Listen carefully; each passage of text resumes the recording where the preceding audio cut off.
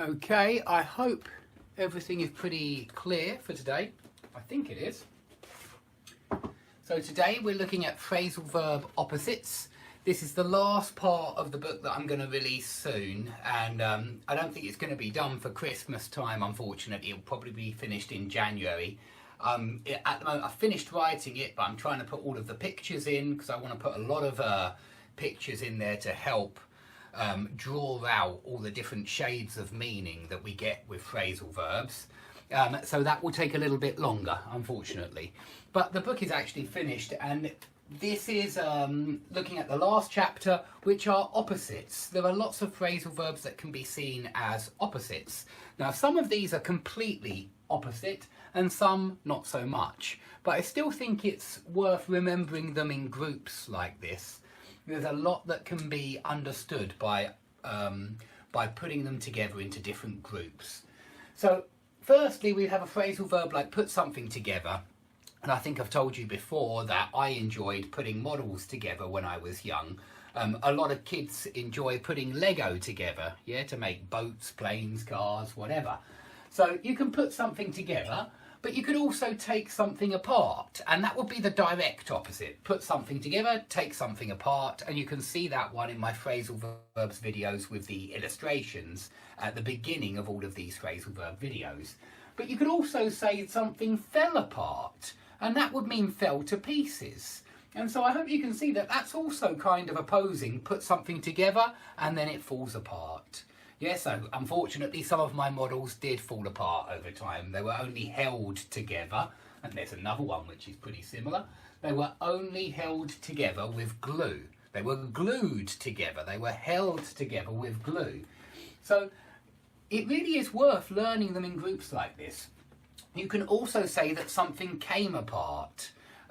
It's very similar to fall. If something fell apart, something came apart. It means it fell into different pieces.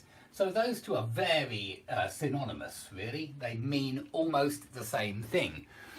Okay, let's carry on perhaps past this. Put something together, take something apart. Of course, that wouldn't be fall something apart. That would be just fall apart and come apart. But take something apart. Sorry about that, guys. Little mistake. Take something apart, but fall apart, no object. Come apart, no object. Okay, if you peck at your food, or even pick at, I've seen before. Now, if you peck at your food, you're eating very, very slowly, and only very small pieces each time. So it's the opposite of wolf something down, or gobble something down. Wolf something down or gobble something down means eat really quickly. Peck at something, pick at something means eat really slowly and in little pieces. You could think of birds pecking at food here. That's what I think of. I think of birds pecking at food. A lot of the birds peck at the palm trees in my garden. They like the little white seeds on the palm trees, and they peck at the seeds. And if somebody pecks at their food, you can see that a little bird can't eat quickly. So that's the idea here, that when you peck at something, you eat very slowly. When you wolf something down, you eat very quickly, yeah, like a wolf. Hungry like the wolf, we say. Now, gobble something down is more or less synonymous with gobble something up. Gobble something up just means eat something up. So it means eat completely. Gobble something down, I think it's more about the speed.